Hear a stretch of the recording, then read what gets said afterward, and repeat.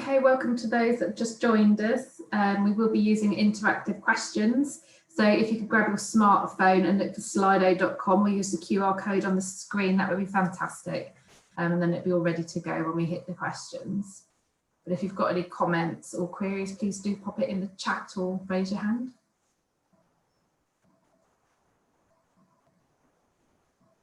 Just give it a couple more minutes.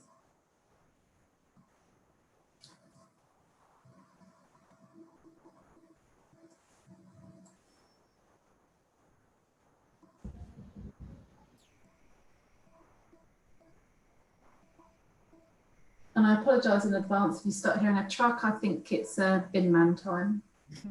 So it's always typical, isn't it, when you're trying to do training, something comes into play.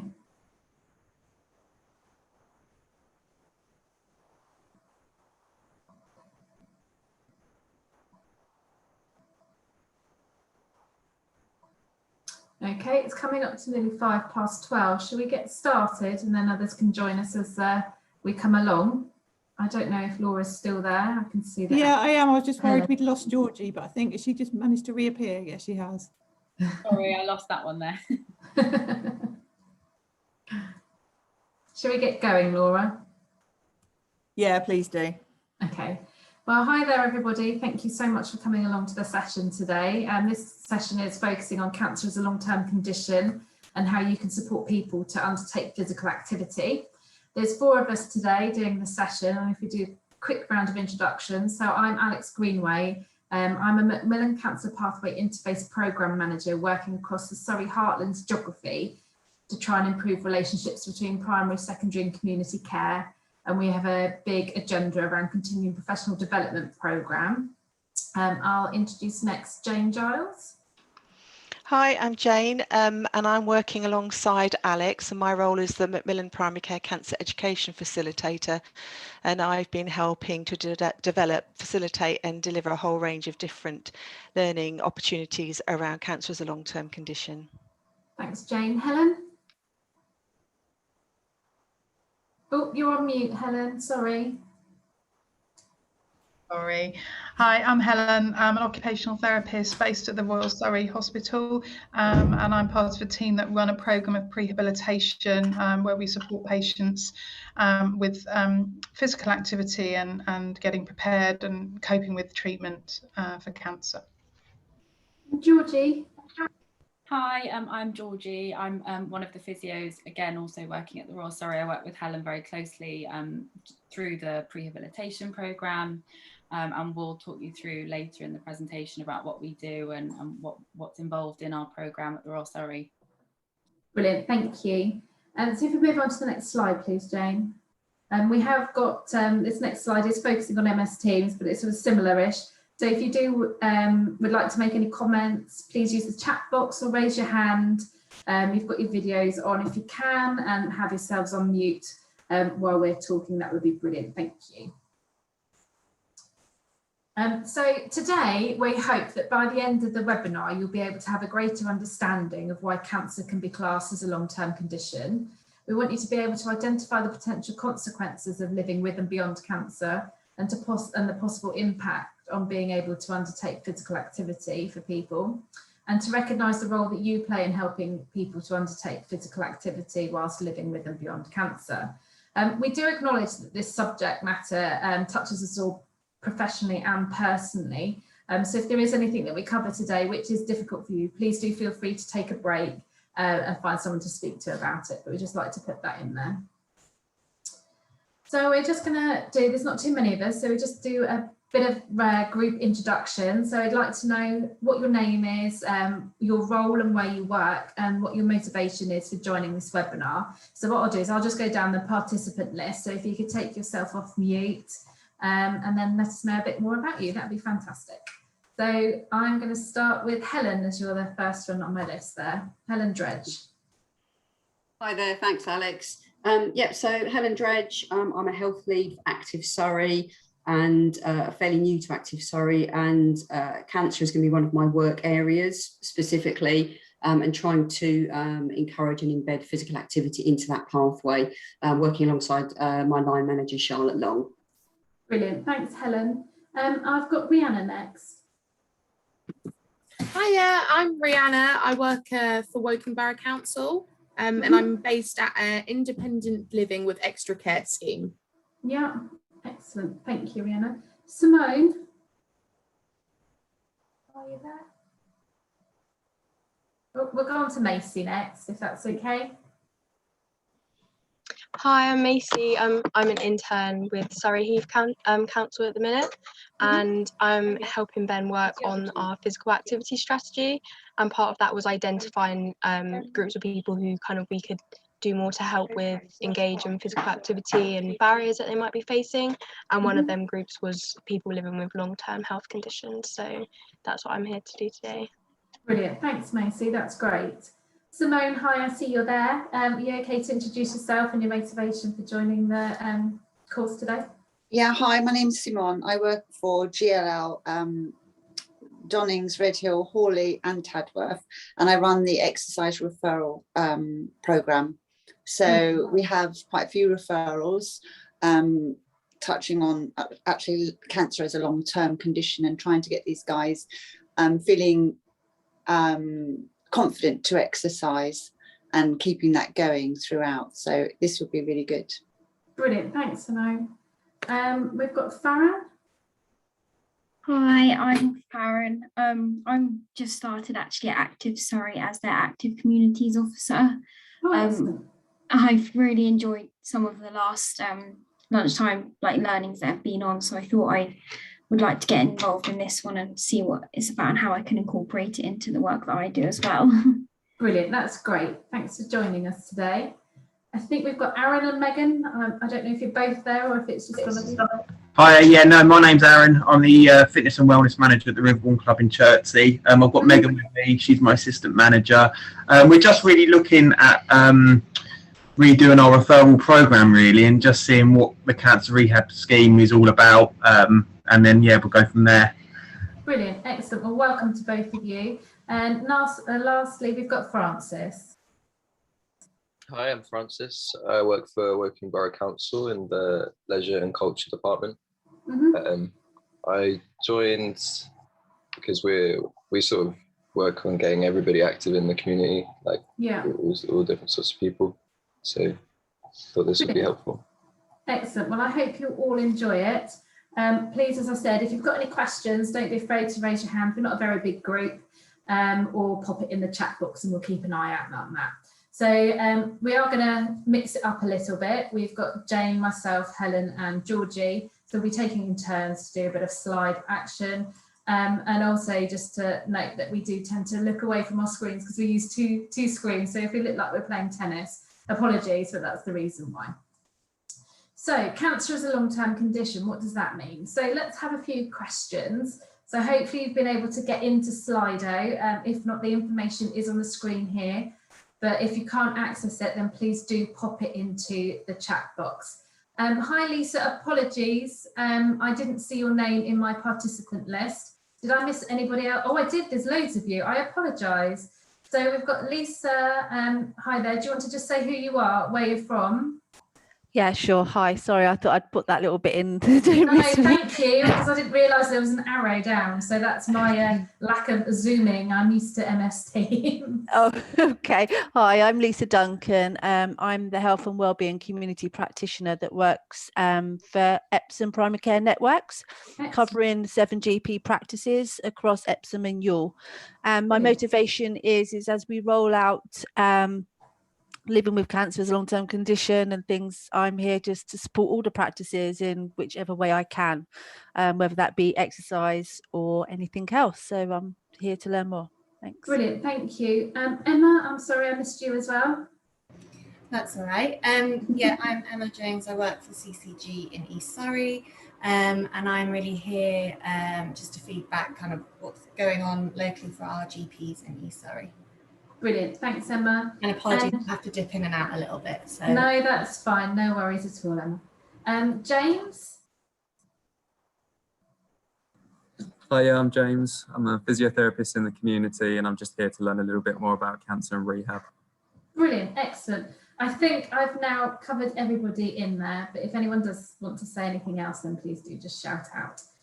So we've got our interactive questions. If you can't get on that, please do feel free to pop your answers in the chat box. So our first question today is, what are the words that come to mind when you hear the word cancer? So you can pop as many of those words as you like into that Slido app or type it on the chat box, and we'll start to see some coming through. So what are the words that come to mind when you hear the word cancer? Yeah, so I'm starting to get a few there. Sadness, scary, fear, pain, life-threatening. Got any more? Illness, chemo, sickness. Any others? Depends on how quick you can type on your phones, doesn't it? If you've got chunky fingers like me, it's no good. Debilitating.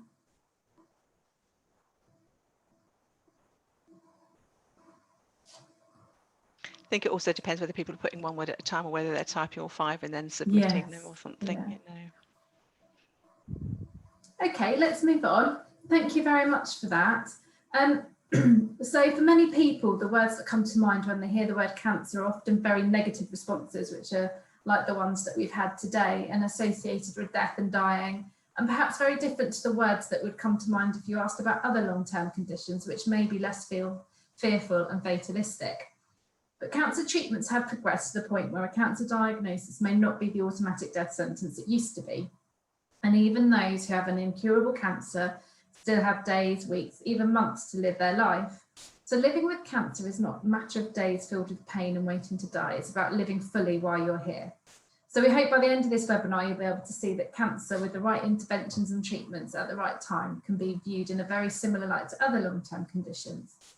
We're just going to have a couple more Slido questions. So if you want to grab your phones again, this time you'll probably be asked to enter a name. So you can either use your own or you can use a favourite TV character. We always find this one intriguing to see what people pop down. So pop a TV character in and then we can ask the first question. So Jane, if you let me know when you're ready. Brilliant, we've got Minnie Mouse, excellent. Sky.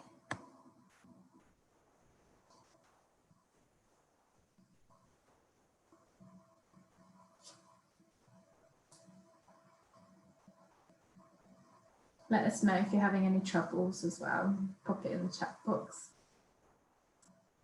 Sorry, I can't see everybody because I'm trying to manage this as well. How many are we expecting to see joining? We've got 1, 2, 3, 7. I think it's probably 10 because there's 5 of us, isn't there? There's 15 in total. Thanks. Harry Potter. I'm going to put myself back on mute as well because someone started to do industrial mowing outside. Nice to see another Harry Potter fan. There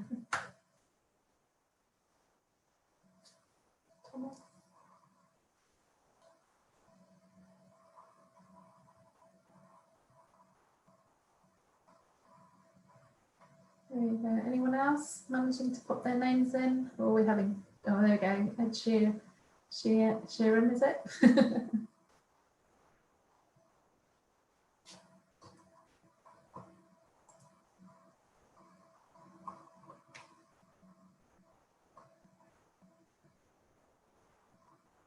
Okay, I'm conscious of time. So shall we move on to the actual question? There we go. So how many people do you think will get cancer in their lifetime? And we've got the options are 1 in 2, 1 in 3, or 1 in 4. So how many people will get cancer in their lifetime?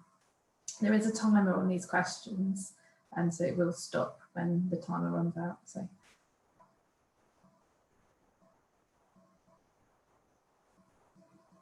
Here we go. So we've got a bit of a mixed bag, some 1 in 2, 1 in 3, and then someone's popped in 1 in 4. The actual answer is 1 in 2 of us will get cancer in our lifetime if we were born after 1960. So our next question is, in 2015, how many people were living with cancer in the UK? And we've got 1.5 million, 2 million and 2.5 million. So how many people were living with cancer in the UK back in 2015?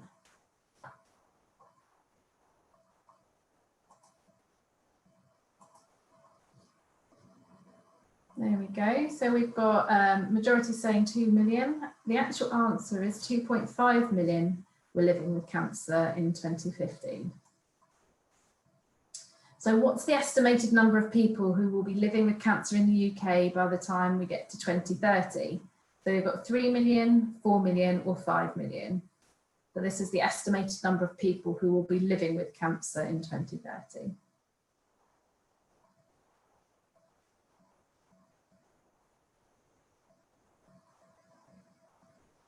So we've got the majority of people saying 5 million.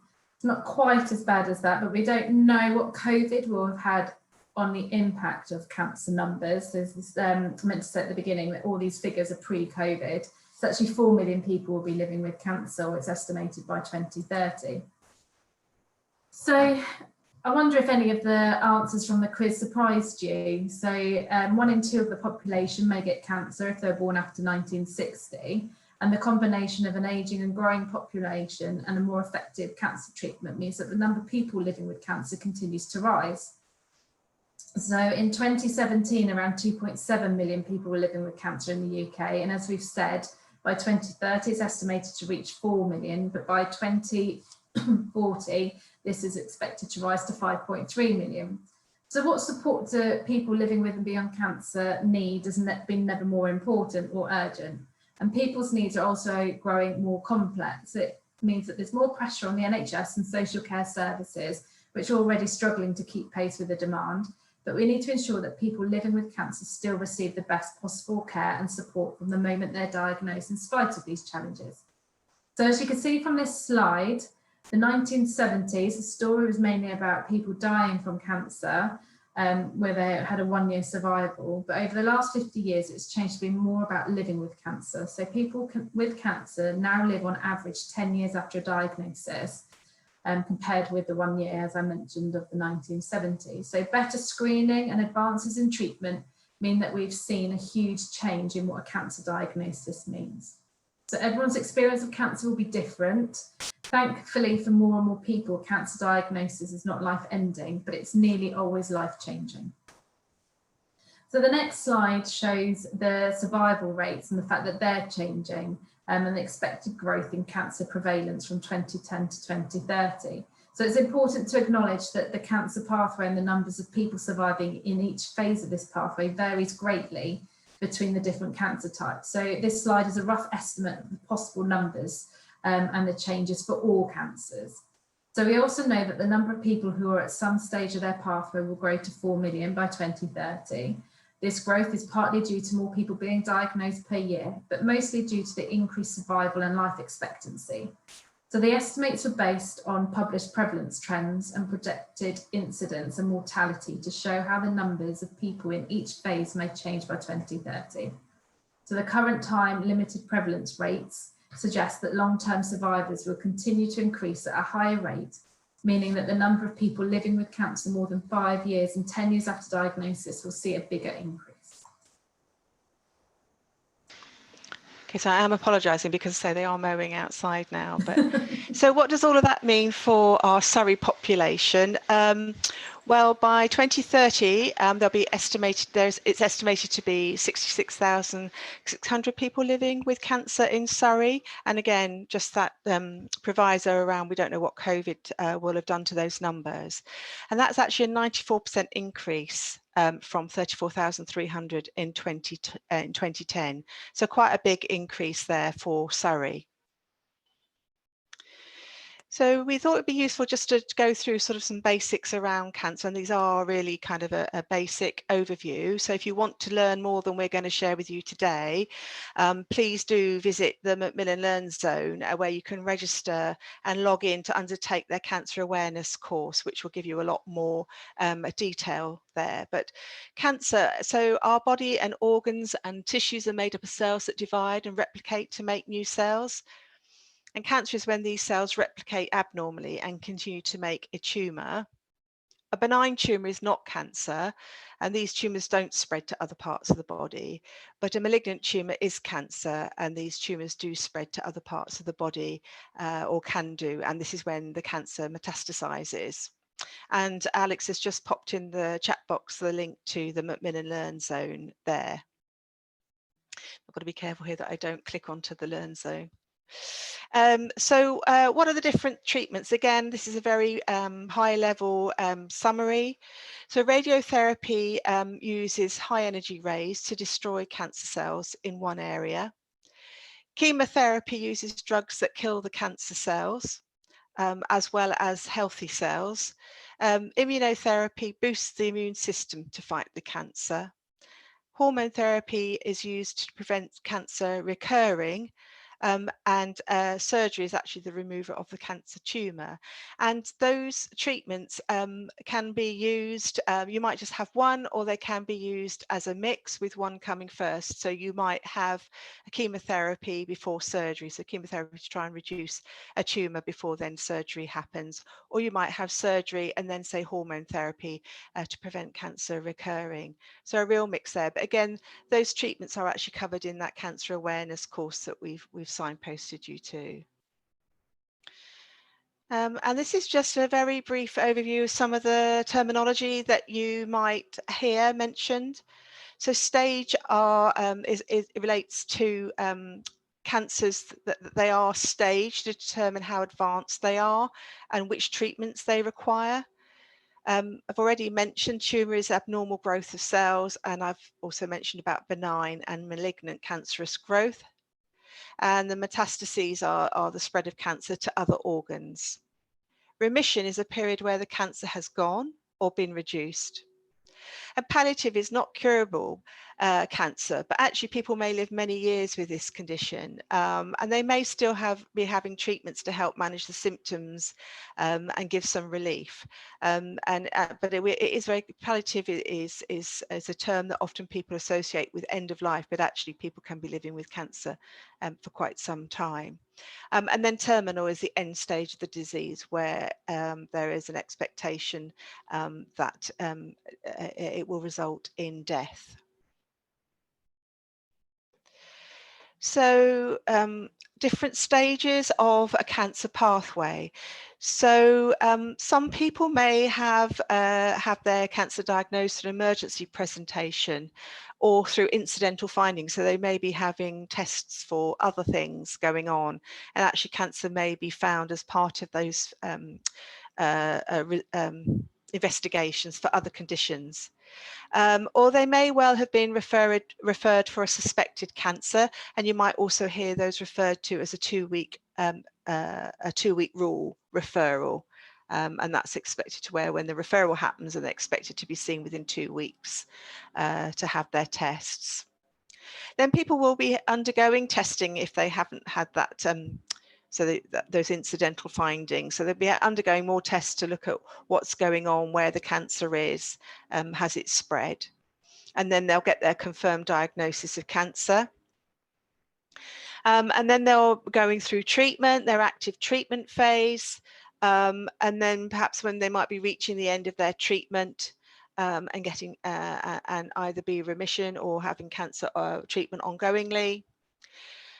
People will get followed up after treatment, and in fact the way that happens is changing, and for certain cancers some people will be put onto a risk managed stratified pathway where they'll have less hospital follow-up and more follow-up through their primary care team.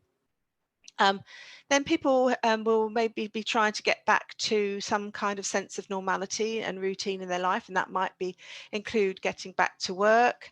And then what we really want them to be doing is living well after cancer or with cancer. And then people may be, as I've just mentioned, be living with cancer that is treatable but not curable. And then for some people, that deterioration in health and the end of life care. But it's useful to start to think about what those different stages will mean to different people, and you know, for different types of cancers, what those stages might mean as well, and what support they'll need throughout that. And that might be different to what our perceptions are, particularly around the trying to get back to some normal life and routines. So we thought we'd just pause there for any questions or comments around anything that we've just gone through. So if there's anything that we've mentioned that you think, I'm not sure that I really understand that, or whether you were surprised by any of the numbers and statistics we shared. So if you'd like to if you've got anything you'd like to query or comment on, either pop your hand up and come off of mute, or pop it in the chat box. So we'll just give you a few minutes for that.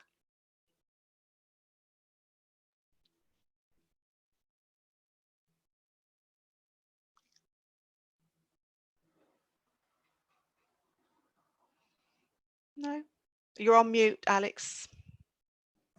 Oh, there's always one, isn't there?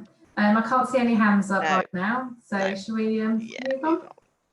Okay, so we're going to touch now on prevention, screening and inequalities, just a bit of an overview on there. So if you can grab your smartphones again, that would be brilliant. And we're going to go back to Slido and ask a question here. So how many cancers are preventable by lifestyle choices? So how many cancers do you think are preventable via our lifestyle choices? And our options are 1 in 3, 1 in 4 or 1 in 5 cancers.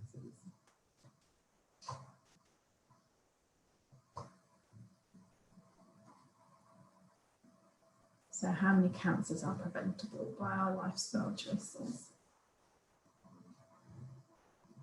So we've got a bit of a mixed answers there, with the majority being 1 in 4, and that's the correct answer.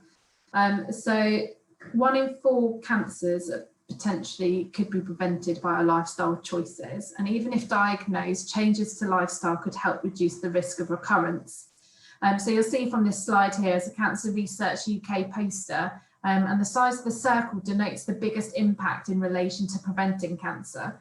So I think the majority of us understand about being smoke-free, but maybe not quite so much understands about keeping a healthy weight and what that means. So I think this is where we can help encourage people to become or be more physically active can help with that.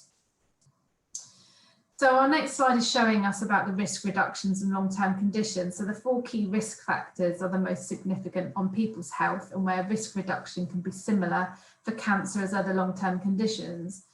So we've got physical inactivity. People are more at risk of getting diabetes, high blood pressure, stroke, hypertension and cancer. If they've got poor diet, you can have osteoporosis, cardiovascular disease and cancer. Excessive alcohol consumption, top one there is cancer and heart disease. And again, I think most people recognise the link there. And then smoking, again, cancer and coronary heart disease, etc. So this is just showing that actually when you're having conversations with clients or patients or the public around why we should be reducing, why should we be increasing our physical activity or improving our diets, etc., we can ensure that we include that conversation about the cancer risk. So screening programs, I don't know, some of you may know these already, and if you don't, hopefully this will help. So there are 3 NHS England screening programs. So we've got bowel screening, breast screening, and cervical screening. And the purpose of the screening programs is to pick up early signs of disease before symptoms become apparent to the person. And that's when treatment is more likely to be successful. So screening may also pick up some precancerous changes, for example, within the cervical screening programme. So bowel screenings for men and women aged 60 to 74 years, and they're invited every 2 years. If someone is over 74, they can request a kit directly from the screening hub. This is a test that's done at home, so a kit is sent in the post to the person and it's self-administered and then posted back. Breast screening, this is for women aged 50 to 70 years. They're invited every 3 years. Again, if someone's over 70, they can be screened on request. And that's done by a mammography sort of unit. So it might be a van or you might be going into a specific clinic.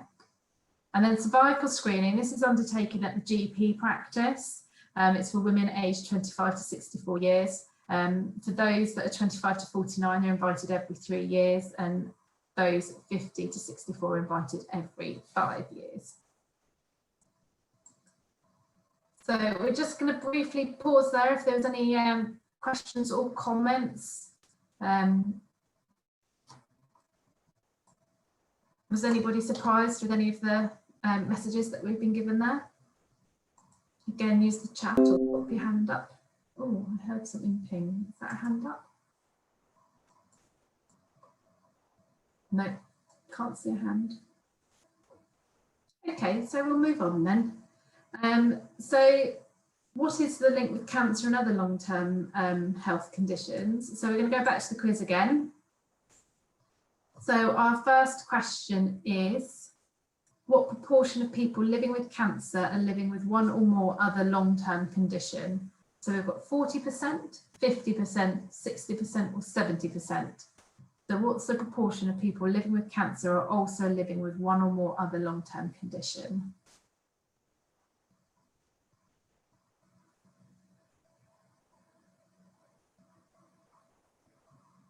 Here we go. So we've got a bit of a mix of answers. The actual answer is 70%. So 70% of people with a cancer diagnosis are living with one or more other long-term condition. So which of the following were the two most common long-term conditions amongst people living with cancer in 2014? And we've got hypertension and mental health issues, chronic heart and chronic kidney disease, obesity and diabetes, and hypertension and obesity. So which of these were the most common long-term conditions amongst people living with a cancer diagnosis? So we've got a mixed here. The answer is hypertension and obesity were the two most common. Oh, hello there. Oh. So, oh, here we go. So yeah, as you've just seen there, over 70% of people living with cancer have at least one other long-term condition. So actually you might already be supporting people for one of their other conditions, and maybe they just haven't also mentioned that they might be living with cancer or the long-term effects of a cancer treatment. People living with cancer have the same conditions as those of a similar age profile without cancer, but they tend to have a higher prevalence of them. And some people might be having multiple reviews for different conditions. So signposting to services may not be specific to a specific to services for a specific condition, because actually their needs may well overlap.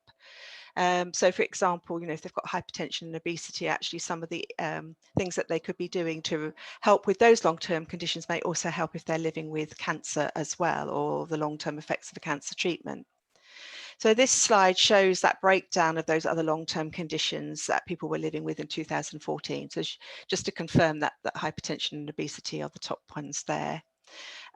Interestingly, the top 4 conditions are also the most common long-term conditions that affect people without cancer.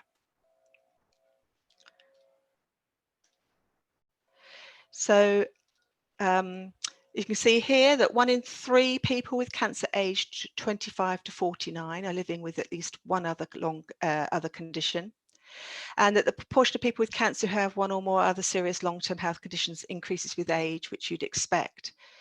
And by 2030, the number of people living with cancer and at least one other long-term condition will increase by around 1 million to around 3 million people. So obviously we need to try and care for the whole person with cancer, not just a single disease and their individual symptoms separately.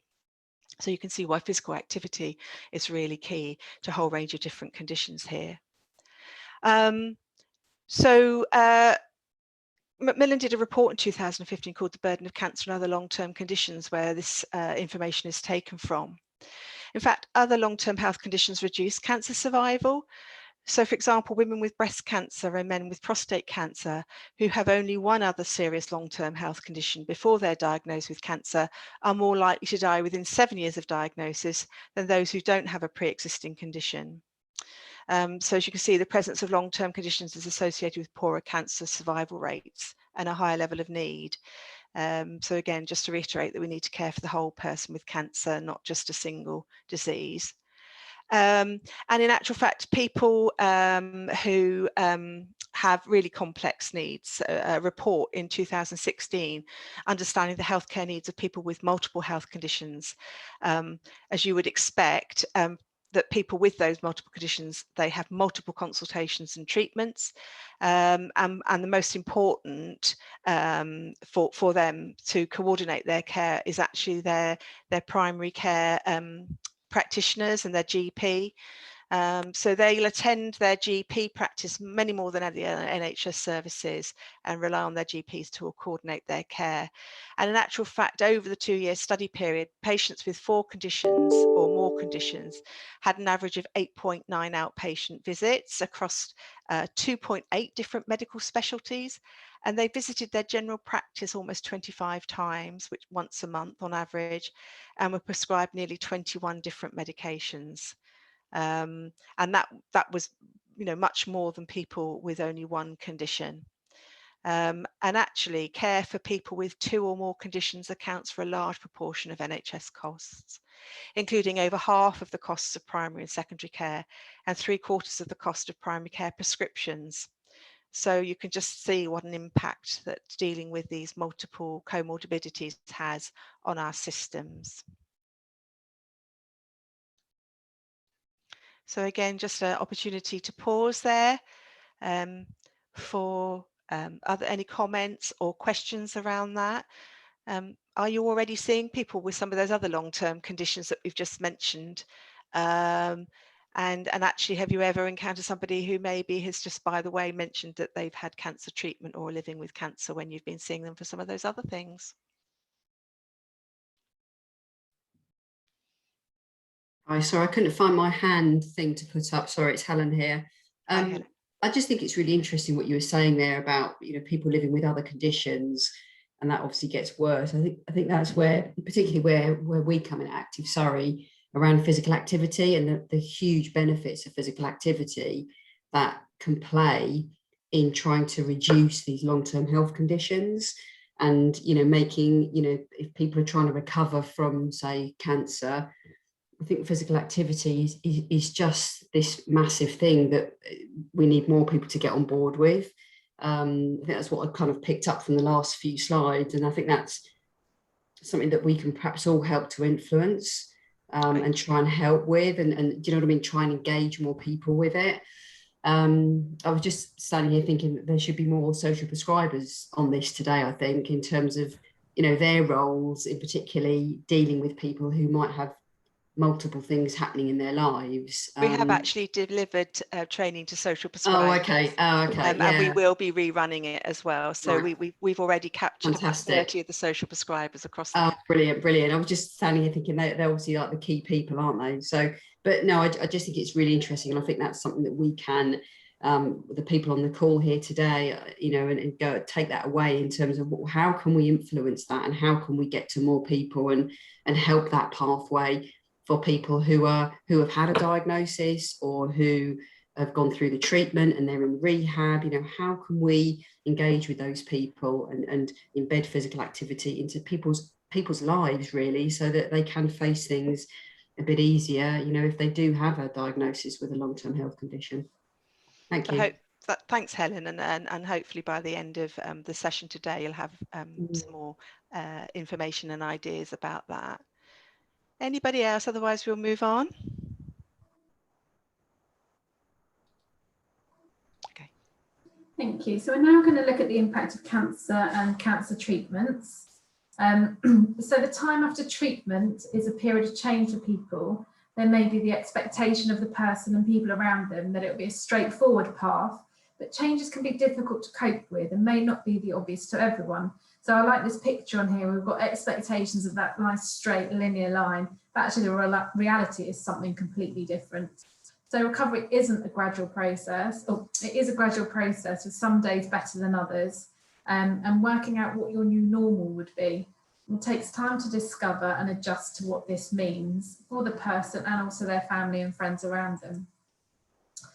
So thinking back to one of the first slides, when we sort of think about what people and the stages of recovery and the support and feelings that people might need when active treatment stops. So here is some quotes from a MacMillan report, which actually we find quite sort of impactful. So one of them is saying, you just fall off the end of a cliff when you come out of treatment. And there's a focus on survival at all costs, but you finish treatment and it's like you've come off this conveyor belt of hospital and treatments and then nothing, just this barren wasteland of feeling awful. So for us, there's something thinking about how can we encourage that physical activity? How can we do things that actually give somebody something to look forward to and to hold on to. So we're just going to nip back to the quiz now. So if you can grab your phones, that would be brilliant. And we're going to ask the question, what percentage of people live with the fear of recurrence of their cancer returning? So we've got 37%, 47% and 57%. So how many people live with a fear that their cancer is going to come back? And sometimes this timer feels like it goes ever so quickly, and then other times it feels like it's going forever. So we've got 57% as the majority of the answer there. So 47% of people fear that their cancer is going to return. So our next question is, what proportion of cancer survivors have unmet needs at 12 months after diagnosis? So we've got 30%, 40% or 50%. So how many people have unmet needs 12 months after their diagnosis?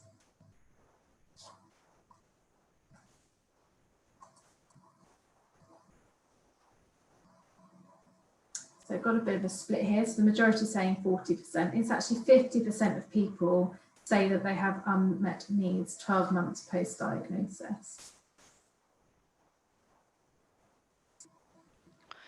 So living beyond cancer does not mean necessarily living well.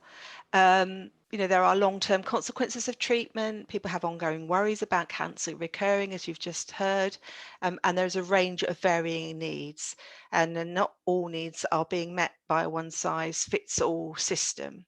So as you can see here, at least 1 in 4 of those living with cancer face poor health or disability after treatment.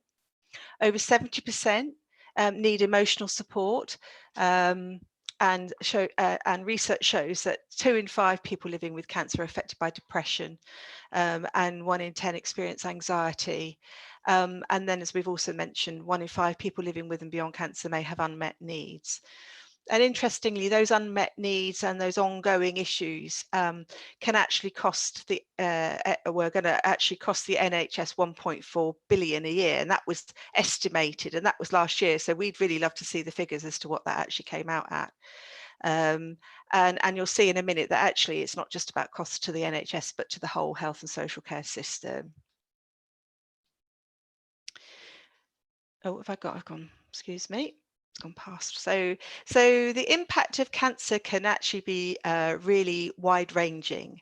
So it can affect all aspects of someone's life, from relationships to work or finance to physically, emotionally, psychologically, and not just on the person themselves, but on those people around them as well, friends, family, children.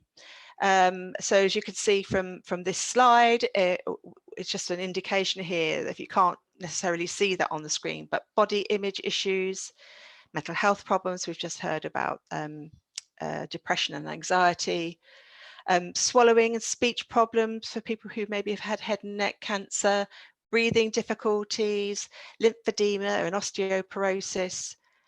They might have sexual difficulties, which can impact again on relationships. They may have urinary or bowel incontinence, nausea, vomiting.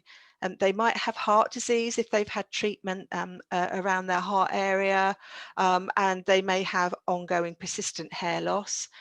And then other kind of long-term consequences can be fatigue, which I'm sure we'll hear more about later on as we go through, and we've already mentioned pain. And then we'll hear a bit more about sort of social and financial difficulties in a minute. So really wide-ranging impacts. Now, for some people, they may return more or less to the same level of health and well-being before their diagnosis, but a significant proportion will experience long-term problems. So it's just useful for you to think about those wide-ranging impact that somebody may be living with, and not necessarily mentioning, but actually that it might be helpful to think about alongside other things.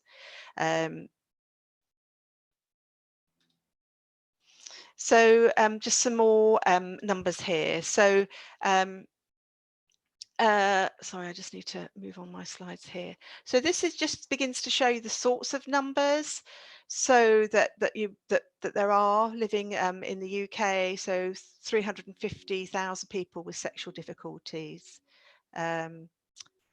around 350,000 with chronic fatigue, 240,000 with mental health problems, 63,000 affected by lymphedema.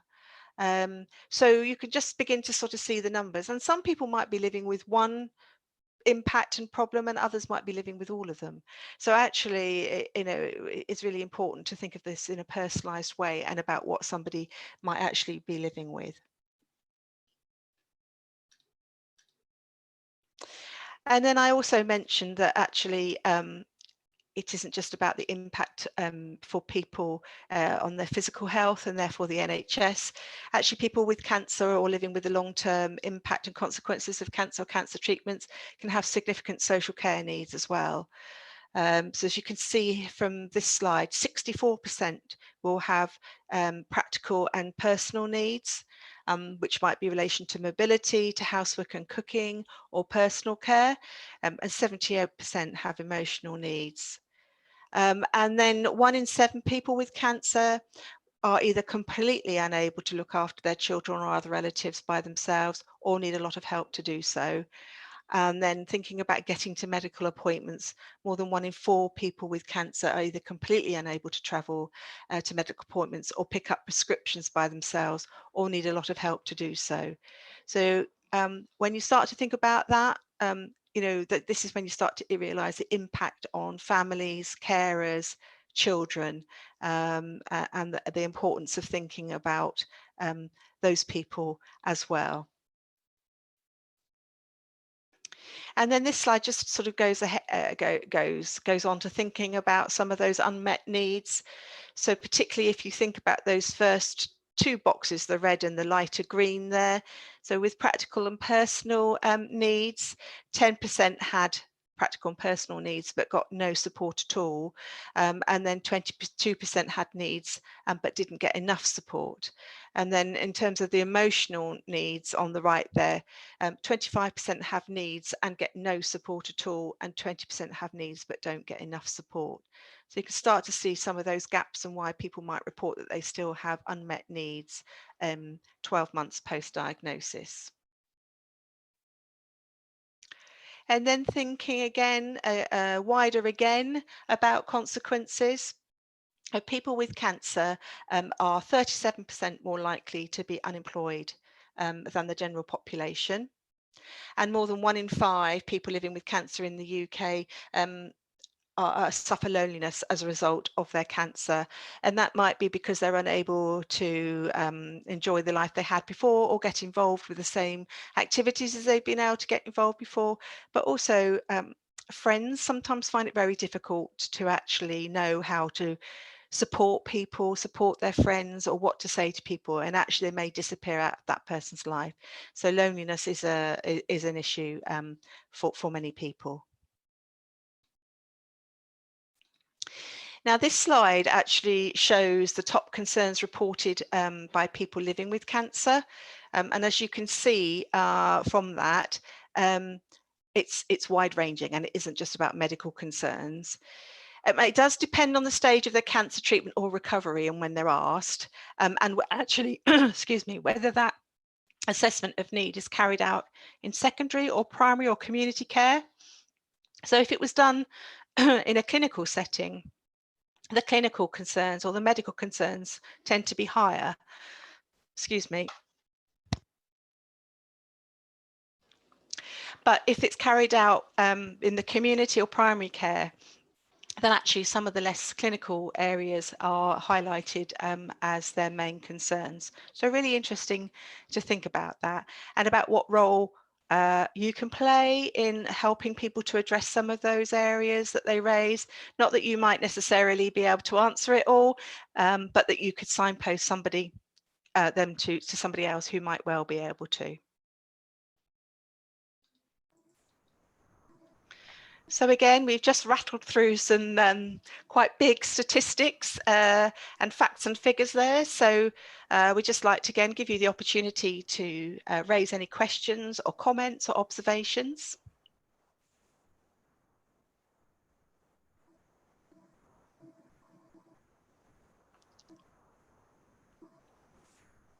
No. I can't see any hands. Okay. So,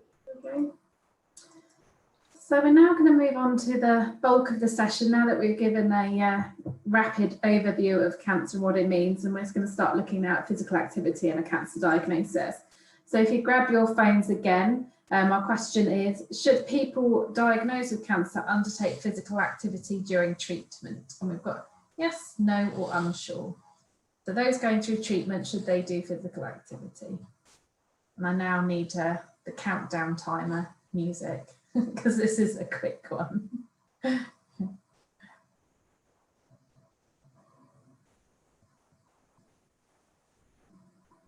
So we've got the majority saying yes, and we've got some people who aren't really sure. And the answer is yes, people can undertake physical activity during their treatment. And Helen and Georgie will definitely be going through this in more detail. So the benefits, so during cancer treatment, this can improve or prevent the decline of physical function without increasing fatigue. So after cancer treatment, it helps recover physical function. If you undertake physical activity during and after cancer treatment, it can reduce the risk of recurrence and mortality for some cancers, and it can also reduce the risk of developing other long-term conditions. And if someone's diagnosed with an advanced cancer, physical activity can help them to maintain their independence and well-being.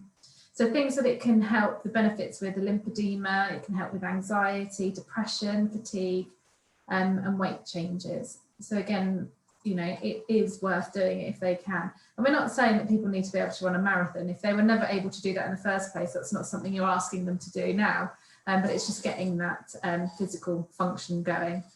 And also active lifestyle, if you can have the next slide, please, Jane. So an active lifestyle can help overcome fatigue, anxiety and depression, as I've said, but it can protect the heart, lungs and bones. And in some cases, being physically active has been shown to slow disease progression or improve survival and reduce the cancer chance of recurrence. And so you can see from this slide, the long-term benefits potentially could be, so for breast cancer patients, if they undertook 150 minutes of exercise per week, they could potentially reduce their cancer mortality by 40%. For those with bowel cancer, if they did 6 hours of exercise per week, they could reduce their cancer mortality by 50%. And prostate cancer patients, if they did 3 hours of exercise per week, they could reduce their cancer mortality by 30%. So it is definitely worth having those conversations. So we're now going to get into the nuts and bolts of this session. I'm going to hand you over to Helen and Georgie to take us forward. Thank you, Alex. Yeah, for those that joined a little bit later, I'm Helen. I'm one of the occupational therapists at the Royal Surrey in Guildford, and we've been running a prehabilitation programme for cancer patients here since 2017. Obviously, the core of that is physical activity, and Georgie will look at in more detail about how we do that in more detail. I work with Georgie looking a little bit more holistically with patients and enabling them to participate and consider other factors that might be playing into their health and well-being throughout treatment. I'd just say the patients we work with are quite a defined group of patients who are aiming big surgeries, but they're also often having chemotherapy or radiotherapy as well. So we'll support them to get physically fitter and stronger for their surgery.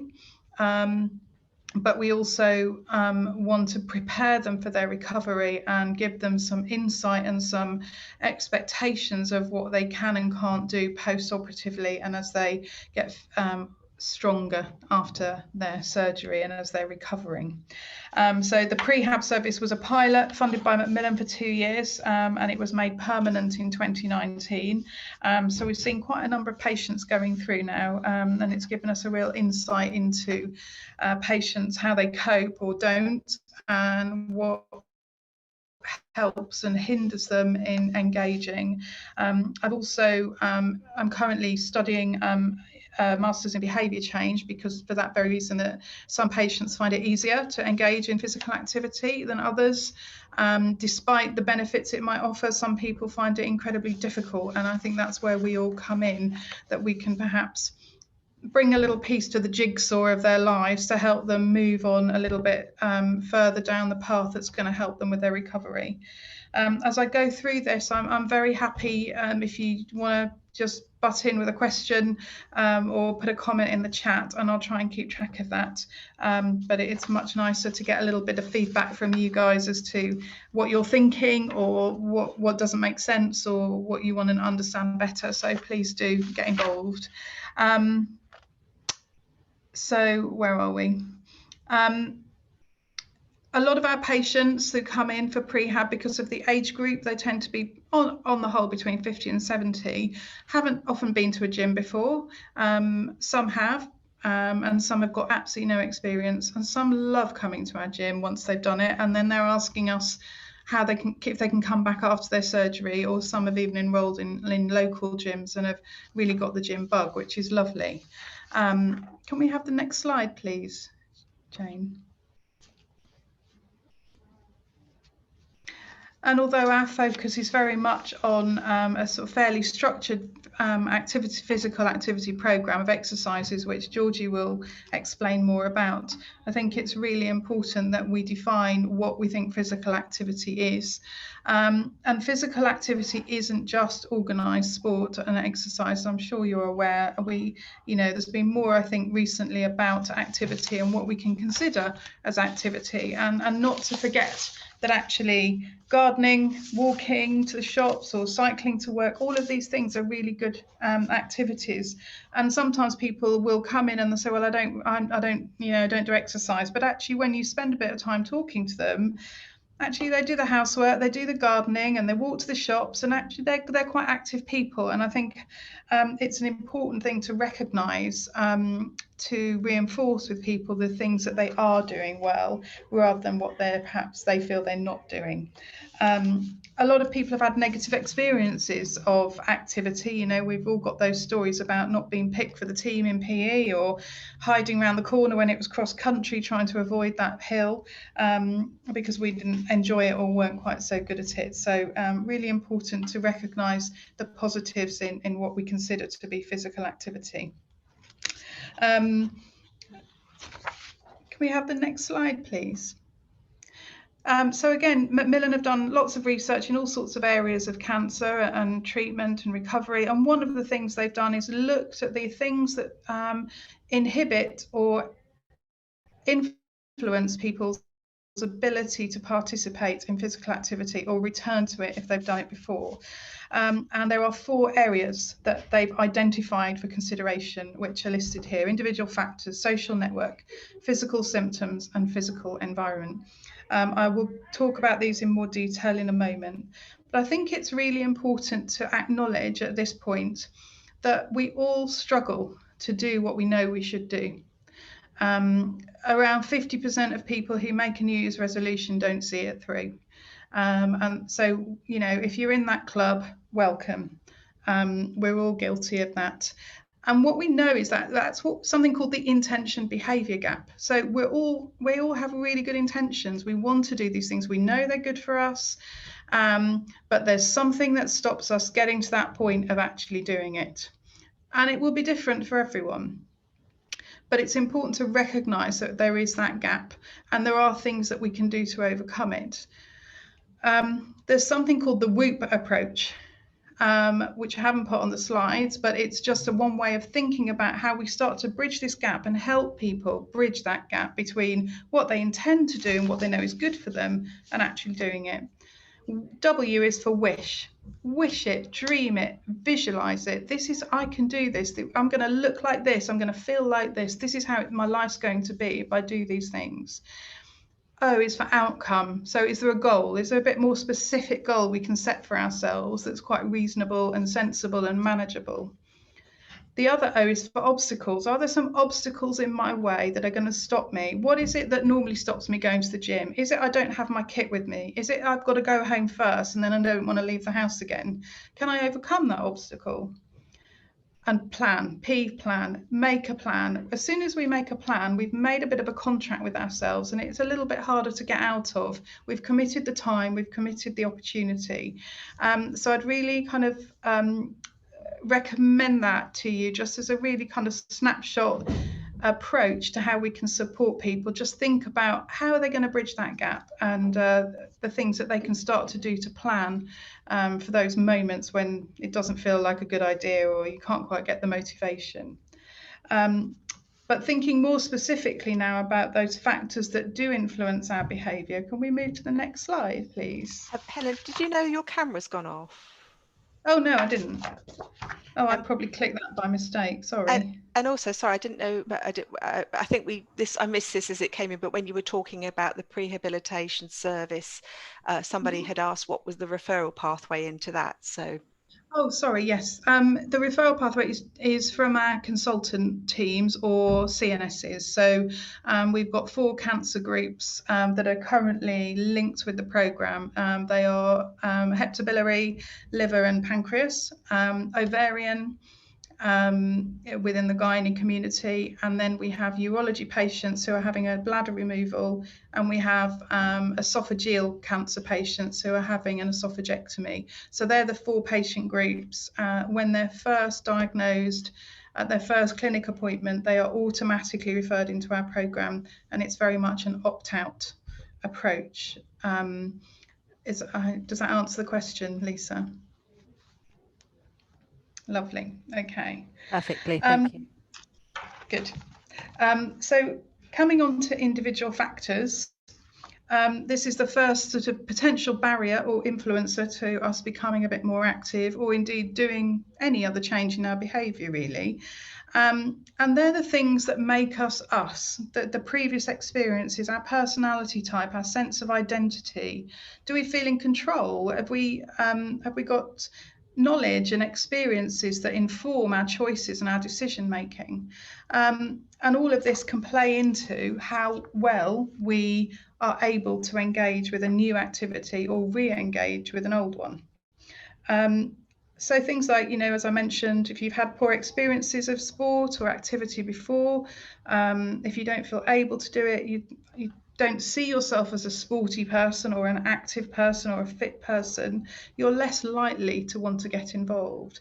If you don't fully understand the benefits, and that's where I think where some of this, the prescribing comes in, and the people working in those roles can really support people to have a better understanding of why is this going to benefit me? What's it actually going to do? And then if we are prone to some anxiety or our mood is low, then we're obviously going to, again, find it much more difficult to engage in activities. For some people, they might find it quite hard to process all that information, depending on their education level. We can't assume everybody understands these things as easily as others, so that's something also to be aware of. So there's lots of individual factors, lots of things about us and our personality types that will influence whether we're able to participate or not. You have the next slide, please. Social network. So when we talk about social network, we're actually not just thinking about people, we're thinking about a social environment as well.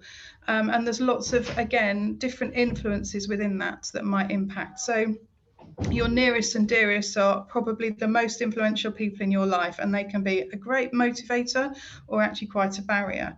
They might be there going, yeah, go on, that's great, you're doing really well, I'll come with you, and they'll be really supportive.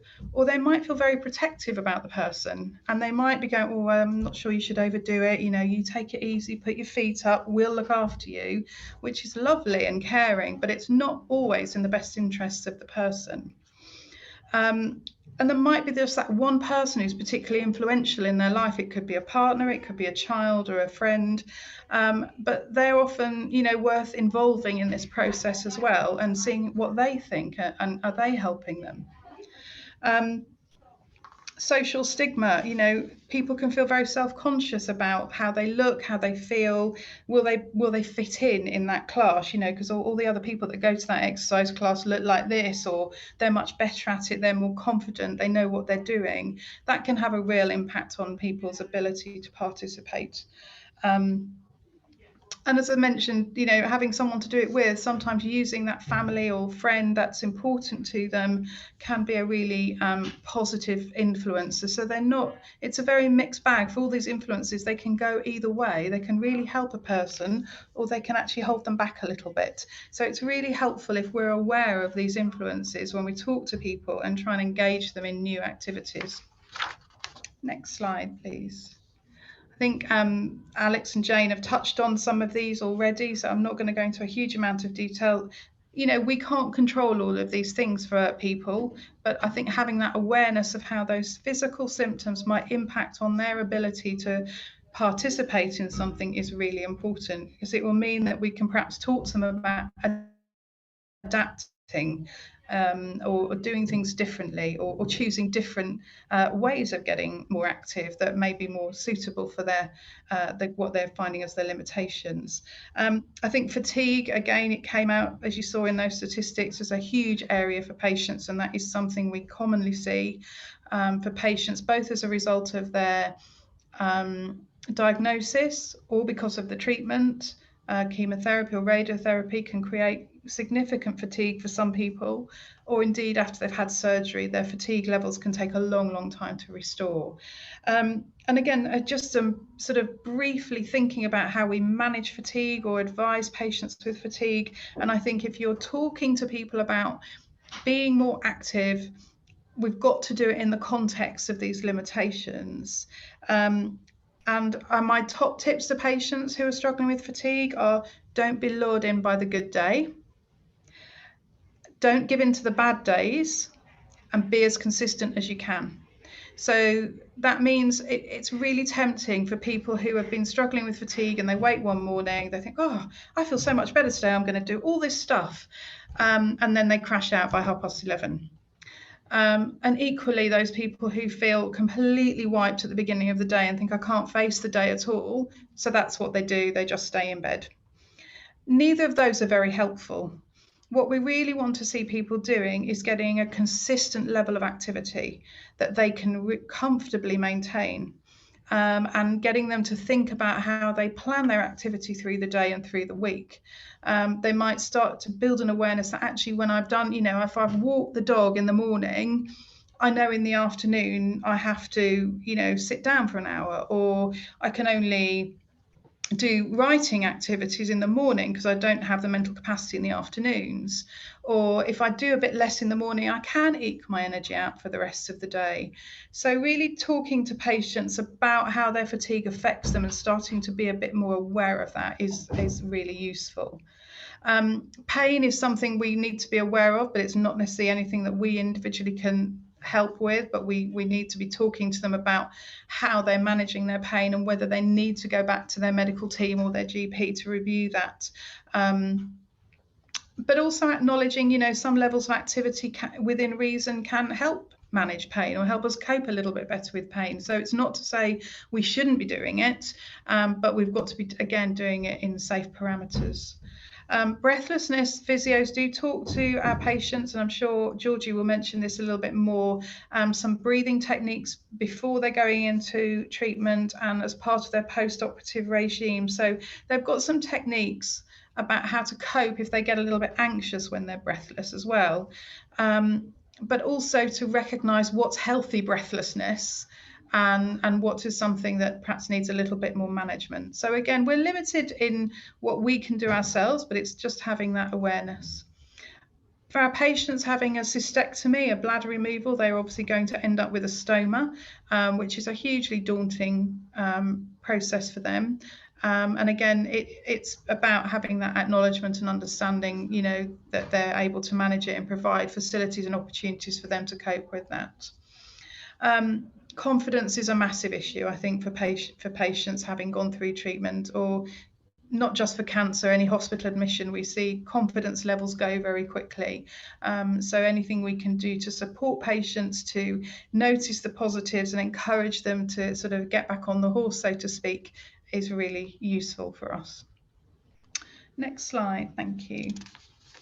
And then just thinking about the physical environment, again, depending on your roles or where you're working, this is limited, again, what we're able to do, but it's good for us to have an awareness, and there might be small changes that we can make. Things like, can we use the fitness room that's nearest to the toilets? Can we give them access to a different toilet if they have issues with incontinence or they've got a stoma to manage?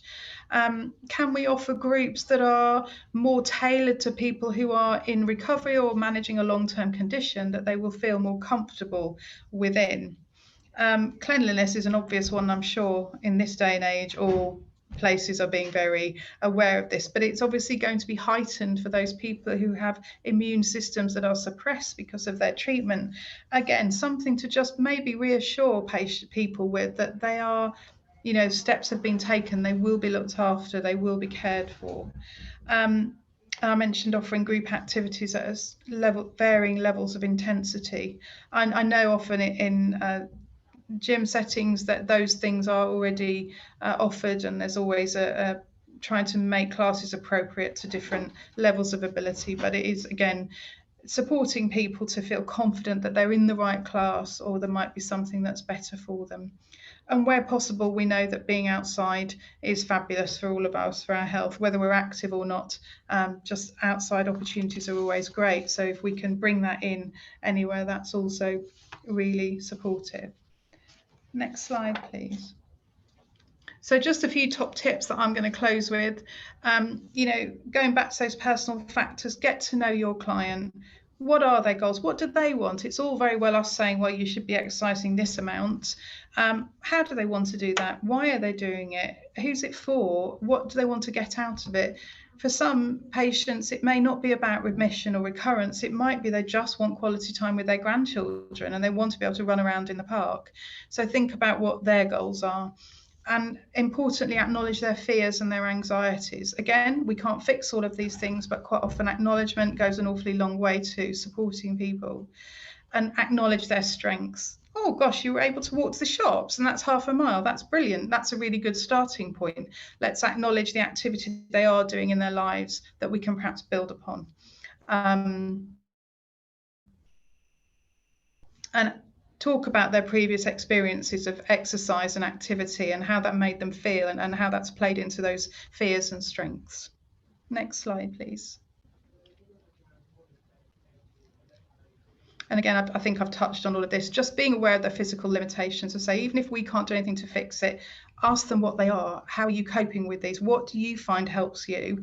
Can we incorporate that into whatever we decide you're going to do? Just noticing and acknowledging that is really important.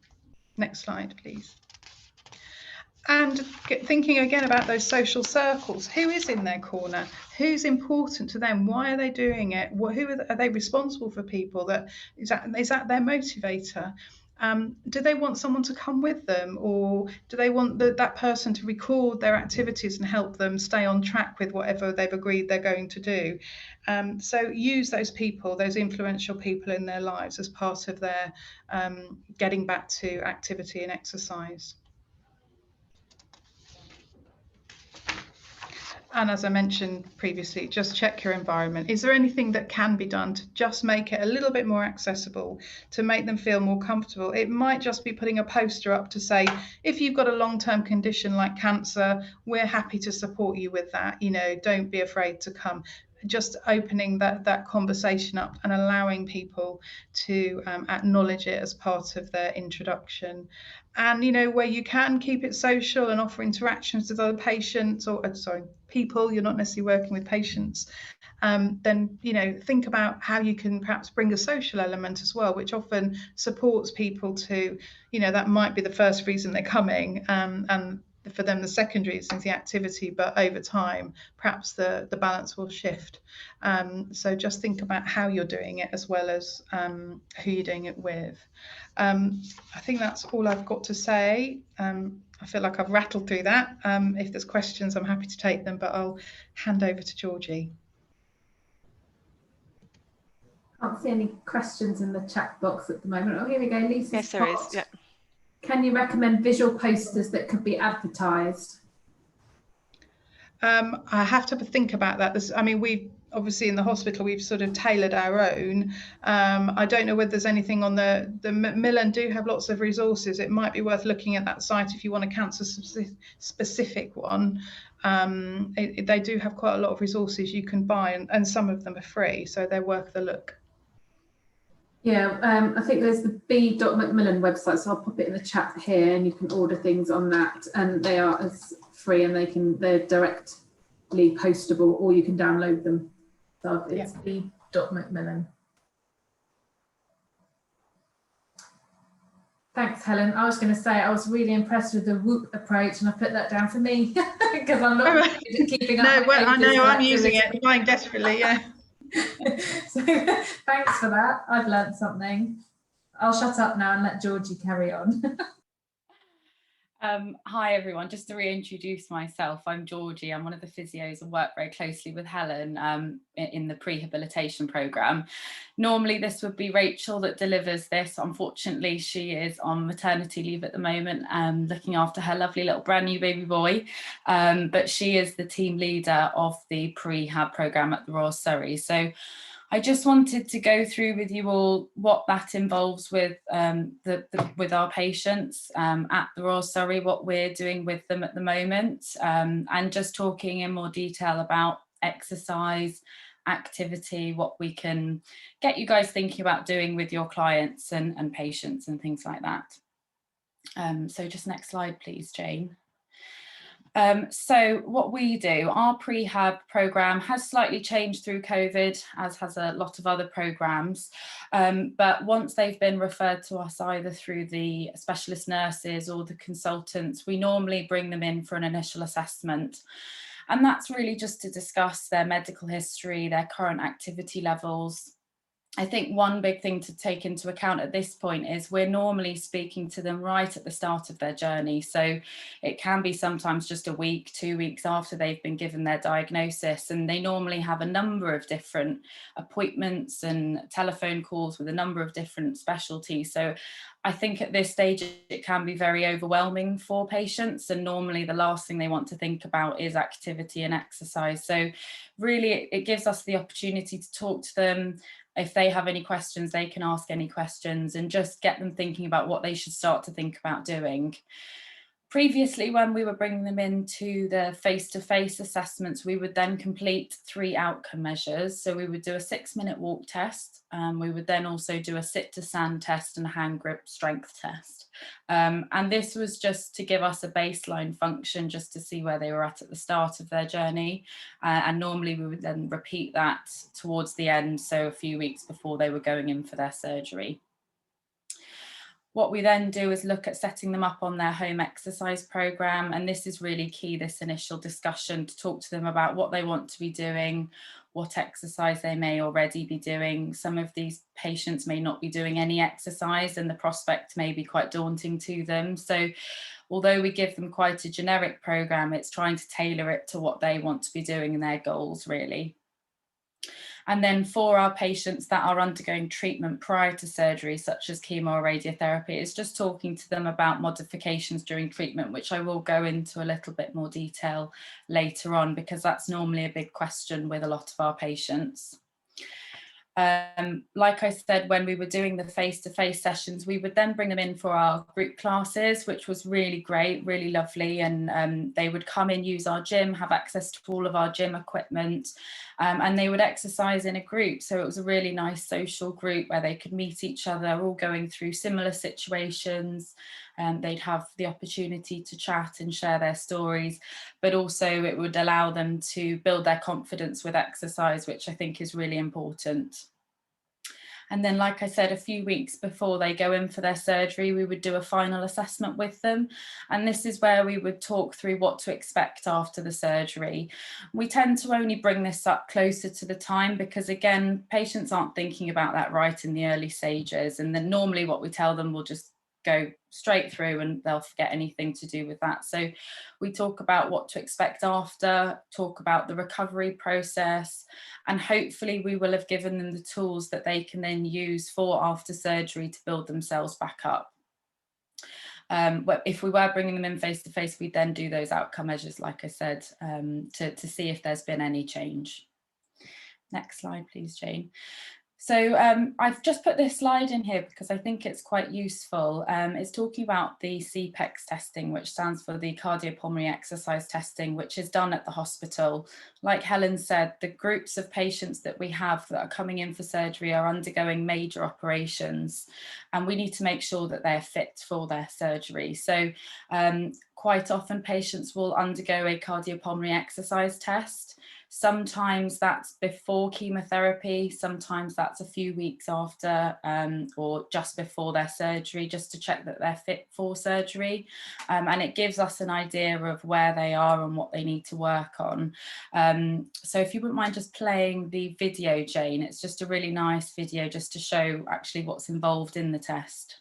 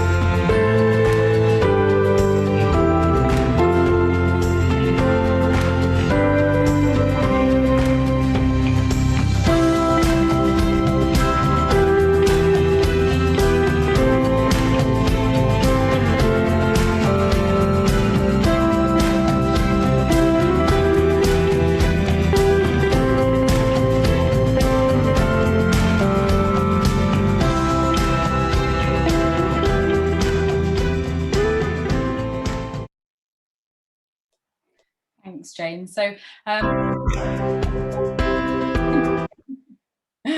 that's what the test involves, and then it allows us to get an idea of their risk level for surgery. So if at that point they are deemed fit for surgery, then they will potentially undergo the surgery. Or sometimes if at that point they are deemed an intermediate or a high risk for surgery, they may have a bit more time with us so that we can work on their exercise tolerance to help build them up to allow their risk to reduce before the surgery. So just in terms of the guidelines for exercise, our programme is based on the guidelines for exercise that MacMillan have produced, and these can be found in the Activity in Cancer booklet that you can also find on the website. In terms of what we're recommending, we are aiming for 150 minutes of moderate intensity exercise a week, and that's a combination of the cardiovascular and strength component. When we're talking about exercise with our patients, especially at the moment because we're doing it at home or they're doing it at home, we talk to them about how they can include that into their day-to-day routine, and that's something that I'll talk about in a minute.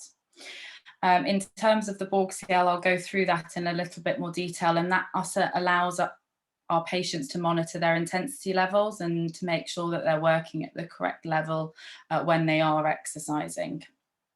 Thanks, Jane.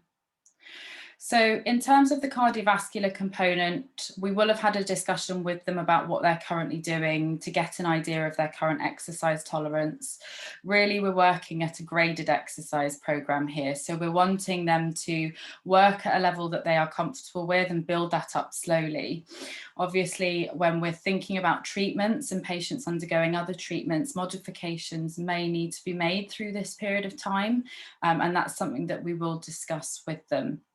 And then, like I said, we'll either use target heart rates if they have heart rate monitoring systems, or the Borg scale to allow them to measure their level when they are exercising. In terms of the strength-based programme, it's really a combination of upper limb and lower limb strengthening exercises, and we want to just focus on those main muscle groups. Nothing too specific, nothing too fancy. We're really just trying to build up the strength so that after the surgery, they're able to get up, they're able to get out of bed, they're able to recover quicker to help reduce any of the post-operative risk factors that may occur. And then I've just mentioned there, we're looking at assessing the appropriate weight for exercise to start off with, and then again, a gradual increase of that weight if they're able to. Thanks, Jane. So just talking about the Borg scale, I don't know whether anyone has heard of the Borg scale before. It's the perceived exertion scale, and it just allows patients to make sure they're working at the correct intensity level. And this is really useful, especially at the moment where we're sending our patients away and getting them to do exercise by themselves. It's really important that they are working at the correct level. Unfortunately, if these patients are going out for a gentle stroll here and there, they're not going to be improving their exercise tolerance. So really, we want to get them to think about that. And the Borg scale is a really useful scale for them to use. So just to give you an idea, it's on a scale of 6 to 20, it's the modified Borg scale. 6 is absolutely no breathlessness. So like we all are now, we're very comfortable. We haven't got any problems with our breathing. We're talking in full sentences, all the way up to 20. So that's your maximal breathlessness. You know, you've run really, really fast. You're struggling to get a word out. You're gasping. We don't want our patients to be working at that top end either. We get them to think about working between a 12 to 14, that somewhat hard level. And that translates into being able to say a short sentence, but you wouldn't be able to have a full conversation and you wouldn't be able to sing, which at that point when I say that, our patients normally laugh at me because most of them don't sing. But it gets them to think about what they're doing when they're exercising and when they're going out for a walk, whether they could just challenge themselves a little bit more and push the intensity, or maybe walk up that hill and think about their breathing. In terms of target heart rates, if patients are going to the gym or they have heart rate monitoring, we want them to be working between 40 to 70% of their maximum heart rate, and that's using the Carbonin formula. So if we do have patients that are doing that, we can calculate that for them, and that gives them as well an indication if they're working at the correct intensity levels. Thanks, Jane. So although we do have a lot of patients that want to exercise at home or outside, we do have a number of patients that do want to exercise at the gym, and especially when we were running face-to-face classes as well, patients would have that increased confidence to exercise in a gym setting. So sometimes they would carry that over after their surgery and continue it in a kind of local gym or leisure centre. So we quite often talk through them what pieces of equipment they can use. They're not really restricting to any equipment, especially pre-surgery. So we're looking at things like the treadmill, static bike, rowing machines, cross trainers, getting that them demonstrated for them if they are going into a leisure centre, and they can choose whichever piece of equipment they find most interesting to them. And then the strengthening programme, again, they can think about a combination of free weight exercises or resistance machines. We will have provided a home exercise booklet for them with some specific exercises in, so they can use those in the gym setting, or they can be demonstrated some of the resistance machines and incorporate that into their programme as well. And if they are still undergoing prehabilitation prior to them having surgery, we always talk through them the equipment that they may have used and talk to them about adjustments and adaptations if they need to. Thanks, Jane. So this has been mentioned throughout the whole of the presentation today, but quite often our patients haven't exercised, or maybe haven't exercised for a period of time, or they've had their diagnosis and they stop exercising because they don't think they should be exercising, or they're not sure what to do. And like I said, sometimes thinking about a formal exercise program, especially in those very, very early stages, can be quite daunting. And just trying to get them to consider doing little bits of exercise or activity at home is more useful at the start of their journey. So these examples are actually on the MacMillan website.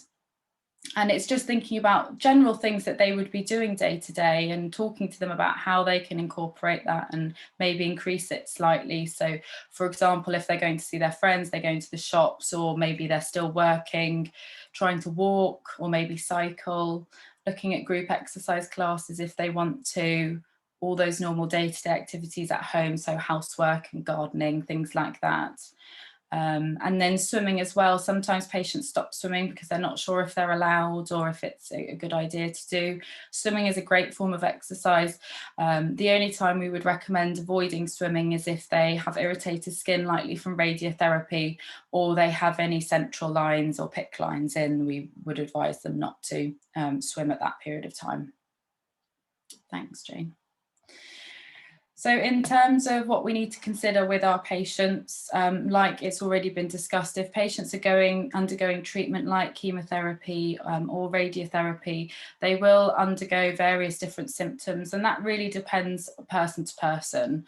Generally, in that initial consultation, they may not have started that treatment yet, and it can be quite worrying for them. How they're just thinking about how they're going to respond, really. So it's quite useful to talk through them what they may experience and how they can think about modifying their exercise. And like Helen explained already, we want to give them the tools to try and avoid that boom and bust cycle, that period of overactivity and then crashing and burning and then not being able to do anything. We want them to get to think about their symptoms, how they're reacting, responding to treatment, and almost being able to continue doing little bits throughout the day and managing their energy levels rather than having the periods of highs and lows. Thanks, Jane.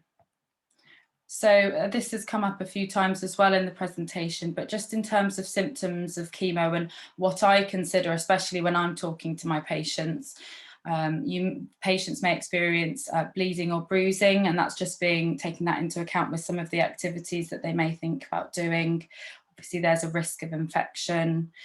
Quite often patients can sometimes become more short of breath than normal, maybe some fatigue and dizziness that can be associated with a number of different reasons. And at that point, if they are feeling very breathless and they're struggling with that level of breathless, I'll bring them back to the Borg scale and talk about how they can stay within that level.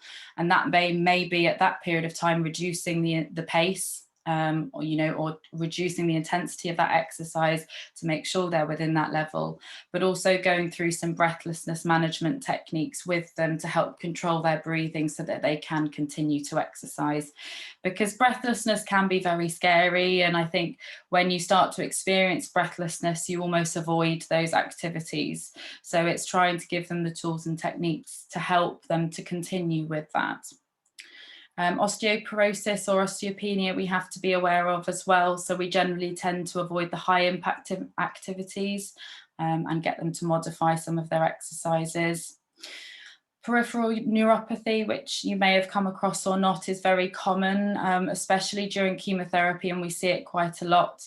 It's where they can get altered sensations to their hands and feet, and that can contribute to altered balance. So it's something that we take into account with our patients and make sure when they're exercising they are being safe. And then again, lymphedema, which has come up again, so swelling of those body tissues, which we know actually exercise can help improve that. So again, it's just giving our patients the modifications if they need to.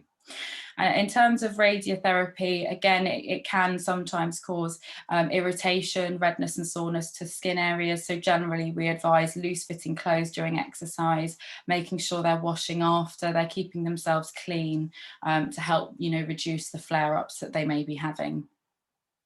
Thanks, Jane.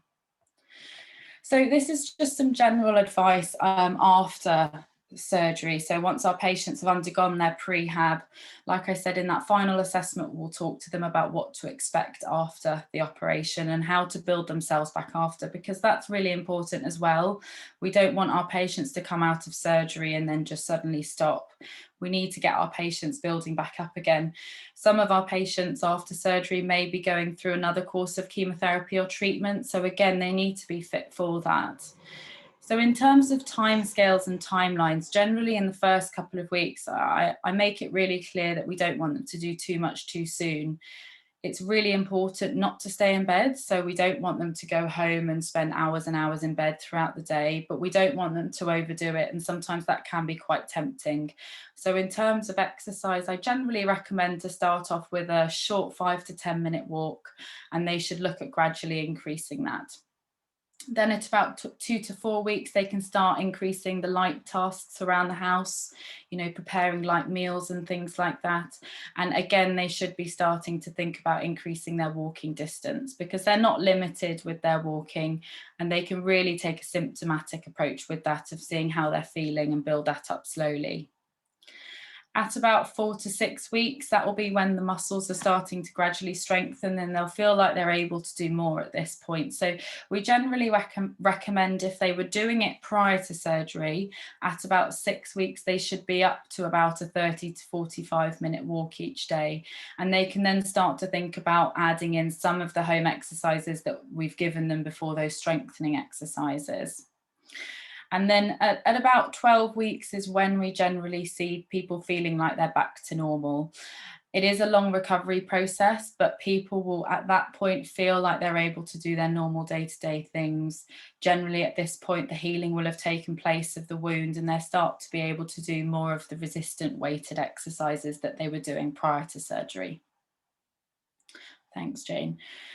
So I've just popped this in here. This is more specifically for the surgeries that we see. Like Helen said, there are 4 specialties that we see, and these patients after surgery do have individual guidelines as well. What I would say is each surgical team, each patient will have been told their individual guidelines and advice, and they should know this, but it's just something to be aware of after surgery. They can't be doing heavy lifting and things like that. Generally, it's the initial 12 weeks. Sometimes that's a little bit earlier, but they shouldn't be thinking about doing any strength or resistance-based work in that time. Like I said, that recovery process is long. It's a 6 to 12 month recovery process.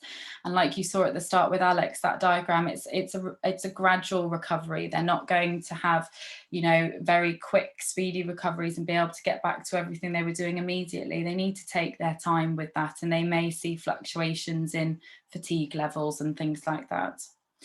I've just put in here specifically for our gynae patients, so undergoing, you know, gynecological surgeries, they will have that reduced abdominal strength, that weakened pelvic floor. They do get given advice about this for them to continue after surgery, but really focusing on the pelvic floor exercises, the abdominal exercises after is really important.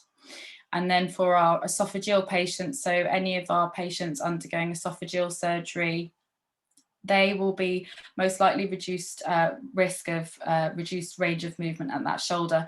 And that's just because of where the incision is. They normally have a midline incision and a thoracotomy around the side. And that means that especially one side will be reduced. Again, we give them shoulder range of movement exercises immediately after surgery that we recommend they regularly perform. But if they're struggling with their range of movement, we generally look at onward referrals to help improve that. And that's just something to be aware of with this group of patients.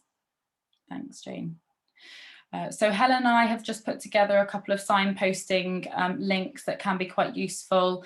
Generally, the MacMillan Cancer and Activity website is great, and it's generally where we signpost our patients to give them more tips about exercise.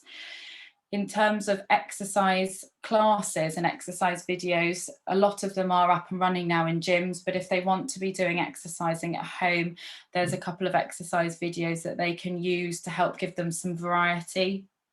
And then we normally signpost them to their local complementary therapies or one-to-one support services. And we've just put a list down there as well to help with some of the other aspects that Helen has discussed. So I think that is all from me. Brilliant. Thank you, Helen and Georgie. That was a really useful, and I've learned bits from listening to you both as well. Before we sort of start to think about wrapping up, does anybody have any comments or questions that they'd like to ask Helen or Georgie? You can pop it in the chat or raise your hands. Not that I can see, the people have disappeared off my screen. I can only see Georgie now. Oh, here we go. I found you all again. There we are. So do raise your hand if you've got any comments or questions.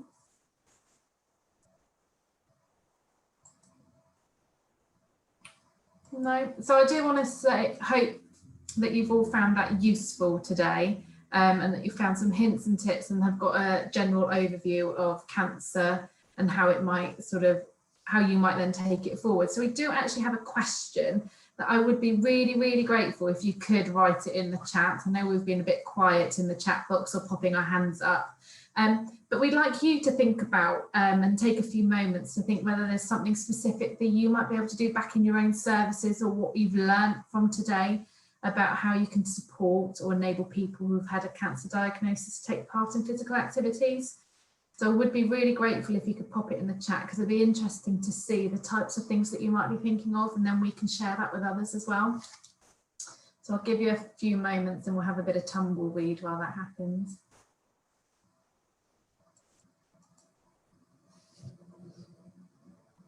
Or if you can't find the chat box and you're brave enough to pop your hand up or come off your mute and speak to us, that would be even better.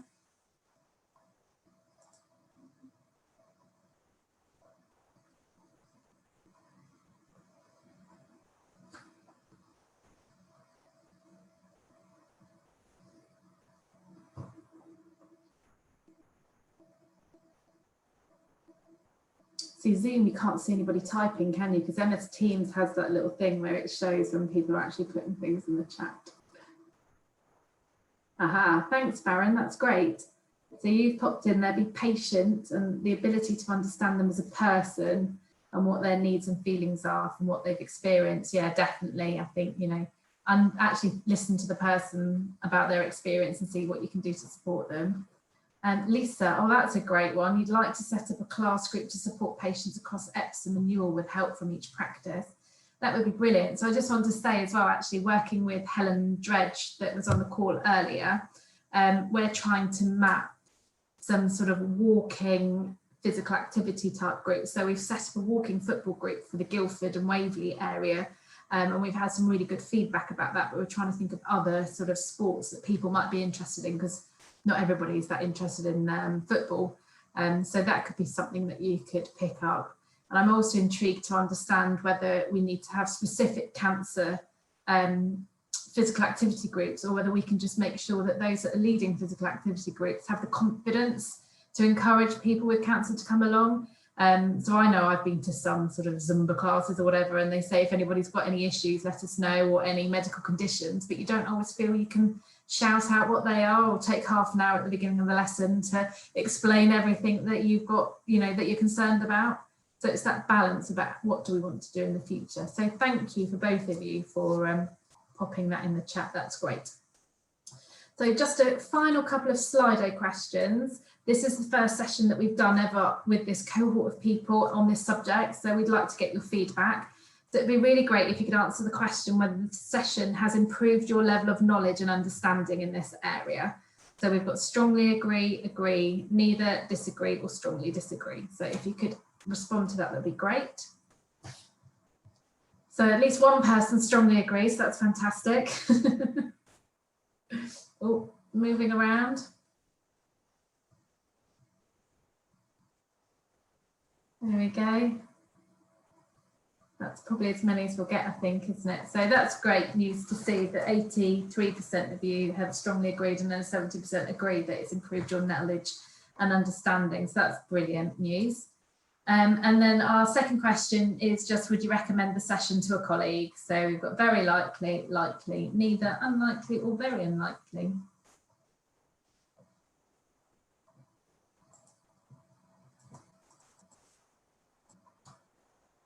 Brilliant, so that's great. So the majority of you will very likely, and some will likely recommend it. So it will be available on the Active Surrey website, but we'll also look to see whether there's something that we might want to repeat in a year or two, just to see. So just to conclude then, so the session summary: 1 in 2 people will develop cancer in their lifetime. 1 in 4 cancers are preventable via our lifestyle choices. Cancer can be considered as a long-term condition, as 2.5 million people with an average survival of 10 years. 1 in 2 people living with cancer have at least one other long-term condition, and we need to care for that whole person with cancer, not treat single diseases and their individual symptoms separately. So the consequences of living with cancer as a long-term condition or surviving cancer can have a wide-ranging impact on that person's health, well-being, independence, their social and financial and emotional aspects of daily living and their relationships. Physical activity is important for anyone diagnosed with cancer. And it's not just structured exercise. This includes daily activities such as walking to the shops and housework. And when supporting people, think about their individual needs, like Lisa mentioned and Farron. You know, think of their social network, their physical symptoms and their physical environment. And I just want to say thank you very much for joining us, and we do hope that you found that really interesting. If you need any further information, our contacts are on the slides here, and we'll be more than happy to answer any questions. And I can see that Macy's popped something in the chat there. She's got popped very interesting and insightful. And I think the main takeaways that I hadn't thought about was living with cancer often means living with a range of other health conditions. So we need to make sure our physical activity programs are accessible and welcoming for all. That's great news. Thanks, Maisie. Thank you very much. Thank you, Alex and team. That was really insightful. And as I've mentioned before, we will be putting this onto our website. So please do encourage your colleagues and staff and contacts to watch, because there's so much useful information within that whole presentation. So it will be on our website as soon as we can get it up there in the next day or two. I will send out the link to all attendees, and if you can pass on and encourage others to watch, it'll be much appreciated. So thanks for attending today, and thank you very much to all the presenters. Thank you. Thanks, Laura. Thanks, guys. Bye.